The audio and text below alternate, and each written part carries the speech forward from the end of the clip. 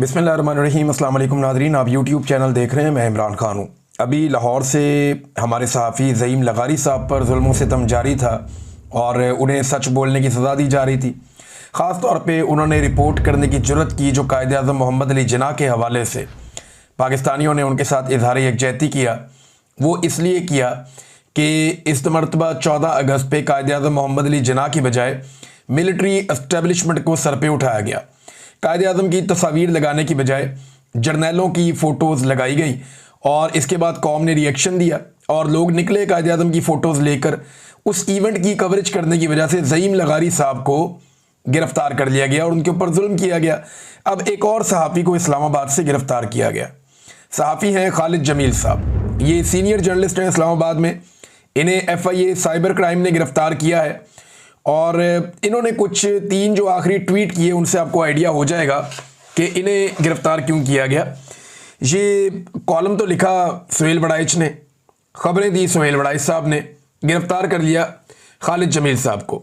खालिद जमील साहब के आखिरी 3 ट्वीट अगर आप सुन लें तो आपको आइडिया हो जाएगा। एक ट्वीट उन्होंने जो आखिरी लिखा कि बात अब 2-4 साल के बच्चों की गिरफ्तारियों तक आ गई है, तो बेहतर है पाकिस्तान को बाज़ाब्ता सरकारी तौर पर खुली जेल डिक्लेयर कर दें। रोज रोज मुल्क और कौम की जग हसाई अच्छी नहीं लगती। ये ट्वीट नागवार गुजरा एस्टेब्लिशमेंट को। जो अगला ट्वीट है वो इन्होंने जवाब दिया DG ISPR के ट्वीट के जवाब में। यानी जो सुहेल बड़ाइच ने कॉलम लिखा उसके ऊपर DG ISPR का स्टेटमेंट है। फील्ड मार्शल सैयद आसिम मुनीर ने ब्रसल्स में किसी सहाफ़ी को इंटरव्यू नहीं दिया, कोई भी सियासी बात नहीं की, माफ़ी वाली बात भी नहीं की। सुहेल बड़ाइच ने गैर जिम्मेदारी का सबूत दिया। अब इस पे खालिद जमील साहब लिखते हैं कि नानी ने कसम किया, बुरा किया, करके छोड़ दिया और बुरा किया। ये DG ISPR को उन्होंने एक मिसाल समझाई। देखिए, सीनियर सहाफ़ी कोई भी होगा ना पाकिस्तान में, वो ये मानेगा ही नहीं कि सुहेल बड़ाइच ने आर्मी चीफ से मुलाकात के बाद इतनी गैर जिम्मेदारी के साथ कुछ लिख दिया या मर्जी के बगैर कुछ लिख दिया।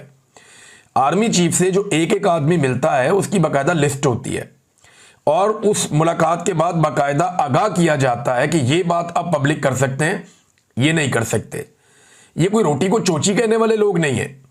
पाकिस्तान के आम आदमी को शायद ना पता हो, लेकिन जितने पाकिस्तान के सीनियर सहाफ़ी हैं या एंकर्स हैं उनको इस बात का आइडिया है। कोई एक भी ये बात मानने को तैयार नहीं है कि सुहेल बड़ाइच साहब ने अपनी मन मर्जी कर ली होगी। जितने सीनियर सहाफ़ी हैं या कॉलम राइटर हैं वो ये जानते हैं और वो ये कह भी रहे हैं अपने अपने अल्फाज में कि ये मुमकिन ही नहीं है कि सुहेल बड़ाइच जैसा सीनियर आदमी वो किसी जगह से उठे और मन घड़त एक कहानी सुना दे। DG ISPR ने उनके ऊपर एक गलत इल्ज़ाम लगाया जो नहीं लगना चाहिए था। बहरहाल इसमें जो उनका आखिरी ट्वीट है खालिद जमील साहब का, जिसके बाद उन्हें गिरफ्तार किया गया, ये 3 ट्वीट्स मैं आपको बता रहा हूँ। वो लिखते हैं, सुहेल बड़ाइच ने तो वही लिखा जो उसे कहा गया। बंदे को वो बात ही नहीं करनी चाहिए जिस पर कायम ना रह सके और 6 रोज बाद तरदीद करनी पड़े। ये जनाब खालिद जमील साहब ने, और 6 रोज बाद तरदीद क्यों की? तरदीद आती तो पहले दिन आ जाती। तो अब सीनियर सहाफ़ी खालिद जमील साहब को भी अगवा कर लिया गया। बाद में पता चला जी उन्हें FIA लेकर चली गई है और अब उन्हें कानूनी कार्रवाई का सामना करना पड़ेगा। क्यों करना पड़ेगा? कि तनकीद नहीं सुन सकते इस वक्त पाकिस्तान के मिलिट्री एस्टेब्लिशमेंट के लोग। जो तनकीद की जा रही है उनके ऊपर खालिद जमील साहब ने जो की है या बाकी लोग जो कर रहे हैं, जो ज़ईम लगारी ने किया, जो बाकी सहाफ़ी करते हैं, तो सहाफ़त पाकिस्तान में एक जुर्म बना दी गई है और लगातार यही किया जा रहा है। सुहेल बड़ाइच साहब ने एक और कॉलम लिखा सोशल मीडिया पर, उन्होंने उसको जारी किया है और उन्होंने तस्हीह करने की कोशिश की है। मेरे ख्याल में सुहेल बड़ाइच साहब नाकाम रहे, मुकम्मल तौर पर नाकाम रहे हैं सफाई पेश करने में। मैं उनसे उम्मीद कर रहा था कि जितने वो पुराने आदमी हैं, जितना उनका तजर्बा है, मैं इससे बेहतर की उनसे उम्मीद कर रहा था, लेकिन वो कर नहीं पाए। नंबर 1, DG ISPR, जिन्होंने उन्हें DG ISPR ने उनके ऊपर एक्चुअली जो हमला हुआ वो तो DG ISPR ने किया ना, कि ज़ाती मफाद की खातिर झूठ बोला, मन घड़त कहानी सुनाई, अपने से घड़ के कहानी सुना दी। तो सीनियर सहाफ़ी के लिए बड़ी एक तौहीन अमेज़ बात थी, लेकिन उन्होंने DG ISPR की तारीफ की इसके बदले में। लेकिन सारा अटैक उन्होंने PTI पे कर दिया या PTI के लोगों पे कर दिया या सोशल मीडिया पे कर दिया। भाई जिसने आपकी मंजी ठोकी है जिनसे मुलाकात करके आपने बात की और उसके बाद आपकी मंजी टूट गई, उधर आपकी जुबान ही नहीं चल रही, उधर आप बात ही नहीं कर रहे। लेकिन जो लोग उसकी निशानदेही कर रहे हैं वहां आप बात कर रहे हैं। देखिए, पीटीआई ने सुहेल वड़ाइच साहब को यह बात समझनी पड़ेगी, पीटीआई ने खबर देने पे सुहेल वड़ाइच साहब की कोई तनकीद नहीं की, कोई क्लास नहीं ली। सारी पीटीआई को अगर आप गौर से देखें, या जो लोग सुहेल वड़ाइच साहब पे सहाफियों में तनकीद कर रहे हैं उनको भी आप सुने, तो वो कहते हैं सुहेल वड़ाइच साहब खबर आपने बिल्कुल ठीक दी, जो आपने सुना वो आपने खबर दे दी। और उसकी तस्दीक ऐसे होती है कि गुज़िश्ता साल 7 मई 2024 को यही बात डीजीआईएसपीआर ने अपने मुंह से कही हुई है, और मुख्तलिफ जगहों पे बार बार ये बात ये सारे लोग करते हैं। बेशुमार टाउट्स इससे पहले ये बात कर चुके हैं, मीडिया के ऊपर बार बार कह चुके हैं जनाब माफी मांगनी पड़ेगी, नाक रगड़नी पड़ेगी, जब तक माफी नहीं मांगेंगे तब तक नहीं छोड़ेंगे। ये बातें पहले बहुत लोग करते रहे, आप पहले आदमी नहीं है, ये ख्वाहिश भी है और ये बातें भी पहले होती रही हैं। ये बात करके आपने कोई गुनाह नहीं किया, आपने वही बताया जो आपने सुना, और कोई ये मानने को तैयार नहीं है कि आपने अपने से एक कहानी सुना दी, ऐसा हो नहीं सकता। लेकिन लोगों को आप पे एतराज ये है कि आपने उस ख्वाहिश की तकमील के लिए रास्ता बनाना शुरू किया। यानी नवाज शरीफ को आप कहते थे डट जाओ, इमरान खान को आप कहते हैं हट जाओ। ये जो आपका एक दोहरा मेयार है दोनों पॉलिटिकल पार्टीज के लिए, लोग इस पे परेशान हैं। इसके बारे में लोग ये कह रहे हैं। अब सुहेल वड़ाइच साहब अपने जो नई जो उन्होंने सफाई पेश की है, एक तो डीजीआईएसपीआर के मामले में उन्होंने खामोशी इख्तियार की, ठीक है, उनकी अपनी चॉइस है।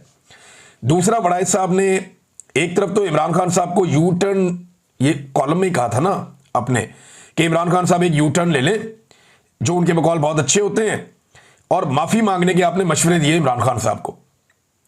एक तरफ सुहेल वड़ाइच साहब अपने नए कॉलम में कुछ और कह रहे हैं, पुराने कॉलम में कुछ और कह रहे हैं।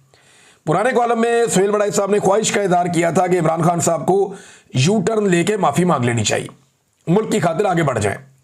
लेकिन दूसरी तरफ अब जो कॉलम उन्होंने लिखा नया, इसमें उन्होंने कुछ ऐसी लाइनें शामिल की जो एस्टेब्लिशमेंट की नई लाइन है, जो अब टाउट्स बयान कर रहे हैं। 6 दिन की अच्छी तरह जब अवाम ने सफाई सुथराई कर दी, जब माफी का बेड़ा गर्क कर दिया, मैंने अवामी राय इकट्ठी की हुई है माफी के मामले पे, वो आपको अगले एक आधे दिन में मैं सुनवाऊंगा, उसको एडिट कर रहा हूं मैं कि अवाम क्या कहती है माफी के मामले पर।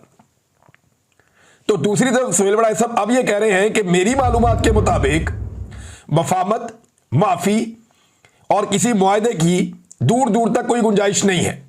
यानी एक तरफ एक बंदा कह रहा है कि जनाब ना कोई माफी होनी है, ना कोई मफामत होनी है, ना कोई मुआहदा होना है, इसकी दूर दूर तक कोई गुंजाइश नहीं है, ये मेरी इतला है, ये मेरी मालूमात है। लेकिन साथ ही वो बंदा कह रहा है जी फिर भी आप माफी मांग लें। ये अजीब नहीं लगता आपको सुनने में कि एक तरफ सुहेल वड़ाइच साहब कह रहे हैं कि ना माफी होनी है, ना मफामत होनी है, और ना किसी किस्म का कोई मुआहदा होना है, इसकी दूर दूर तक कोई गुंजाइश ही नहीं। दूसरी तरफ वही आदमी कह रहा है इमरान खान से कि जनाब मेरी ये ख्वाहिश है तो आप माफी मांग लें। यानी बगैर मुतालबे के और बगैर किसी फायदे नुकसान के सिर्फ सुहेल वड़ाइच साहब की ख्वाहिश पूरी करने के लिए इमरान खान साहब यू टर्न लेके माफी मांग लें। ये सुहेल वड़ाइच साहब बहुत अजीब लग रहा है। मैं आपसे इससे बेहतर की तवक्को कर रहा था कि आप बेहतर अंदाज में आएंगे। बहुत सारी और चीजें भी उन्होंने गलत की हैं, मेरा इतना टाइम नहीं है, तो आगे चलते हैं दीगर खबरों की तरफ। नाजरीन, जो शहरेज खान को गिरफ्तार किया गया था, अलीमा खान साहबा के जो बड़े बेटे हैं, अब तो छोटे को भी पकड़ लिया गया है, तो बड़े बेटे को जो गिरफ्तार किया गया था, उनकी अहलिया ने कुछ सबूत पेश किए हैं।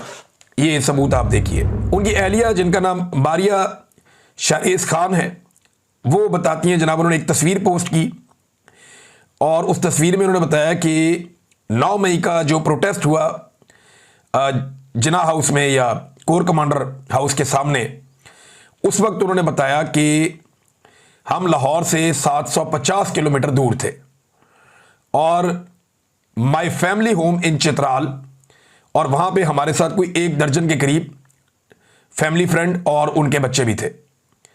यानी ये लोग मई के महीने में, ये याद रखिएगा आपके मई के महीने में होता क्या है, यहां पे चित्राल में एक फेस्टिवल होता है बड़ा शानदार किस्म का, लोग ये फेस्टिवल देखने जाते हैं, मैं भी गया हूं कई दफा। तो ये शायद उस चक्कर में गए हुए थे चित्राल में, और जो उनकी अहलिया है वो ये बता रही हैं, और उन्होंने साथ अपने मोबाइल फ़ोन का रिकॉर्ड पेश किया।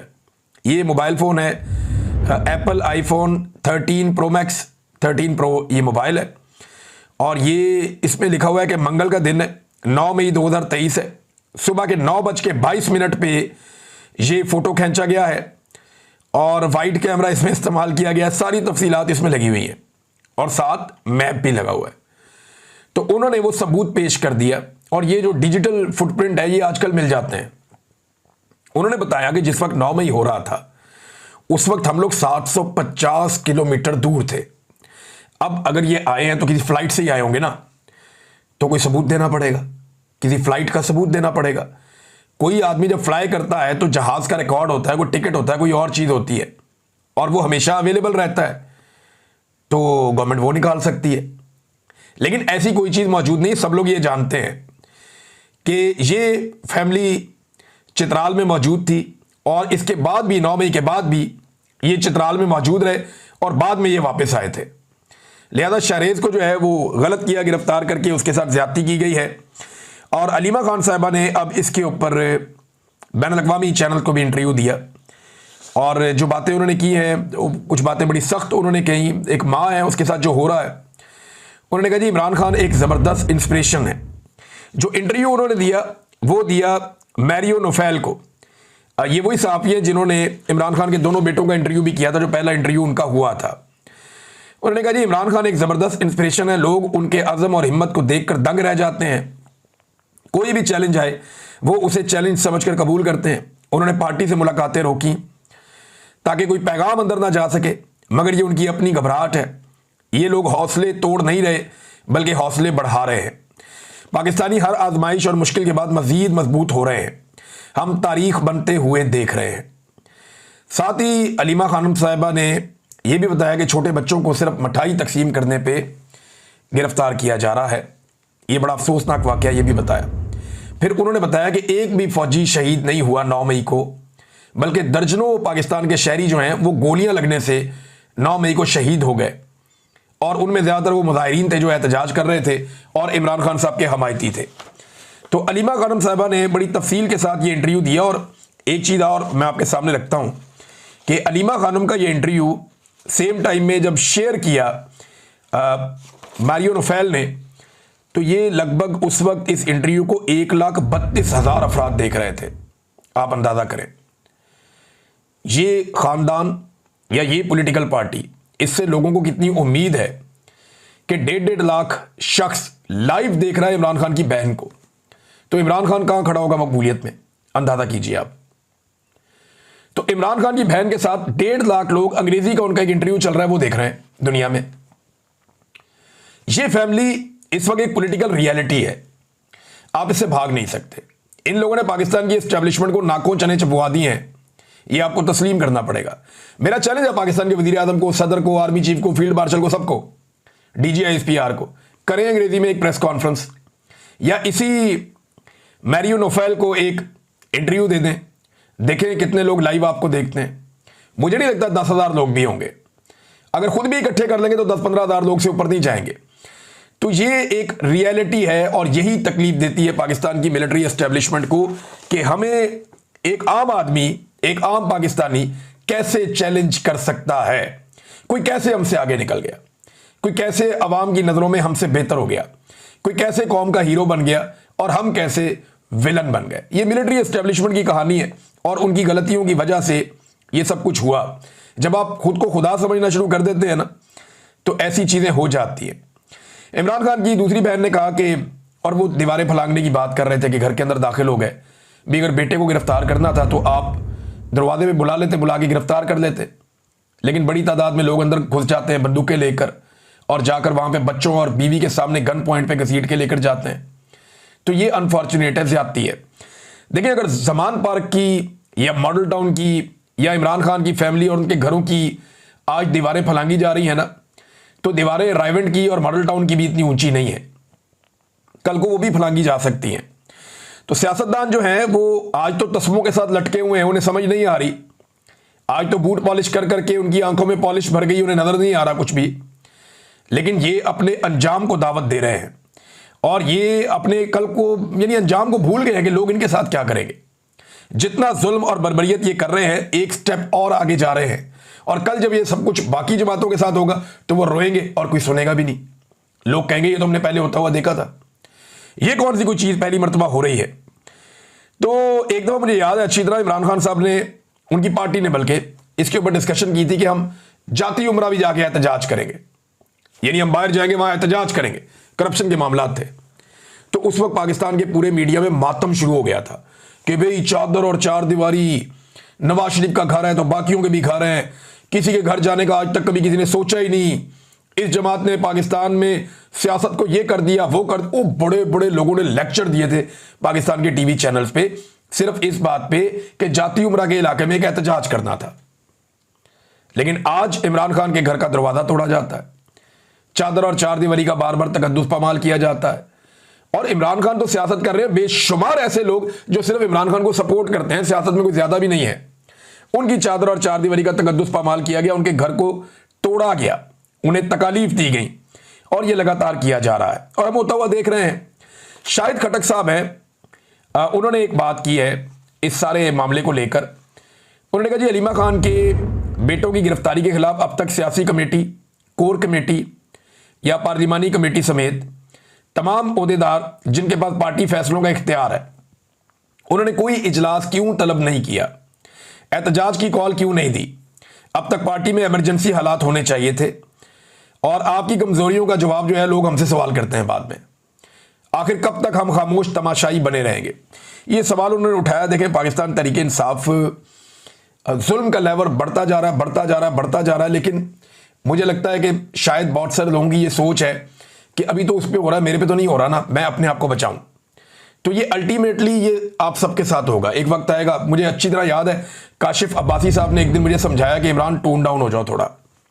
बड़े भाई हैं, बड़े प्यार से समझा रहे थे, मुझे कह रहे थे इमरान आप देखो ना यार, थोड़ा टोन डाउन हो जाओ प्लीज, आप सख्त अल्फाज इस्तेमाल करते हैं, आपका लहजा बाद होकर सख्त होता है, तो थोड़ा आप अपने आप को बड़े प्यार से, और मेरे भले के लिए वो, क्योंकि मेरा अच्छा ही सोच रहे होंगे। तो मैंने उन्हें कहा था, मैंने कहा काशिफ भाई ऐसा हो नहीं सकता, इनकी ब्रेक कहीं नहीं लगनी, ये एक वक्त आएगा आपके पीछे भी आएंगे। और आप हालांकि मेरे से बहुत बेहतर है, बड़े अच्छे तरीके से आप करते हैं चीज़ों को, आप कोशिश भी करते हैं क्योंकि ऐसी चीज़ आपके ना हो जो आप ही के। लेकिन हुआ क्या, काशिफ अब्बासी साहब का भी प्रोग्राम बंद पड़ा हुआ है।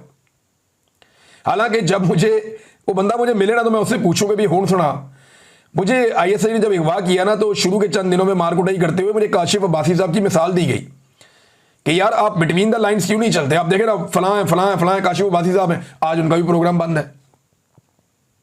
तो काशिफ अब्बासी साहब कोई तब्दील तो नहीं हो गए थे, वो अपना काम कर रहे थे। तो यहां पे जो सियासतदान आज ये समझते हैं ना कि ये आग उनके दरवाजे तक नहीं आएगी, चाहे वो पाकिस्तान तरीके इंसाफ के अंदर है या दूसरी जमातों में है, तो ये आग उनके दरवाजों तक आएगी, 100% आएगी। और मैं उस वक्त याद दिलाऊंगा कि मैंने आपको पहले कहा था कि ये आग आपके दरवाजे तक पहुंचेगी। नाज़रीन, मरियम नवाज साहबा का एक मुकदमा बड़ी खामोशी से खत्म कर दिया गया। यानी एक तरफ इमरान खान के खानदान के लोग गिरफ्तार हो रहे हैं, नैब पे पथराव का एक मुकदमा था मरियम नवाज साहबा का, उसमें पुलिस ने केस खारिज करने की रिपोर्ट अदालत में जमा करवा दी और उसमें कह दिया गया कि मरियम नवाज और दीगर के खिलाफ इल्जामात साबित नहीं हुए। आपने सबूत मांगा किससे भाई? मैं उस दिन नैब के दफ्तर के अंदर था और मैं रिपोर्टिंग के लिए गया था, मैं कुछ चीजें कलेक्ट कर रहा था, कुछ डॉक्यूमेंट मुझे चाहिए थे, मैं देखना चाह रहा था। तो मुझे पता चला कि आज मरियम नवाज ने आना, तो फिर मैं उधर ही बैठ गया। मैंने कहा जरा देखते हैं एक जर्नलिस्ट को और क्या चाहिए होता है, कि जरा चेक करते हैं इनकी क्या इंक्वायरी होती है और क्या निकलता है उसमें से। तो उस वक्त नैब के दफ्तर के अंदर पत्थर आना शुरू हो गए और वो वीडियो सारी दुनिया ने देखी है कि ये शॉपिंग बैग्स के अंदर भर के पत्थर लाए थे, उनको जमीन पे फेंकते थे, उसमें से पत्थर निकलते थे, क्योंकि नैब के दफ्तर के बाहर पत्थर अवेलेबल नहीं थे, लिहाजा ये शॉपिंग बैग्स में भर के पत्थर लाए थे और वो रायवेंड से इन्होंने इकट्ठे किए थे, लाकर इन्होंने डालों में रखे थे, वो गाड़ियों में रख के वो पत्थर लेकर आए, उन्हें जमीन पर फेंकते थे, वो फट जाते थे, उनके अंदर से पत्थर निकलते थे, वो उठा उठा के इन्होंने नैब के दफ्तर के अंदर मारे। मैंने खुद 2 लोग जो जख्मी थे अपने मोबाइल फोन से, जिनकी अंदर पट्टी मरम पट्टी की गई, उनकी अपने मोबाइल फोन से मैंने दोनों की फुटेज बनाई थी, तस्वीरें बनाई थी और अंदर शीशे भी नैब के टूटे थे दफ्तर के। तो आज वो कह रहे हैं जनाब सबूत ही कोई नहीं मिला। मैं चशमदीद गवाह हूं इस वाकये का।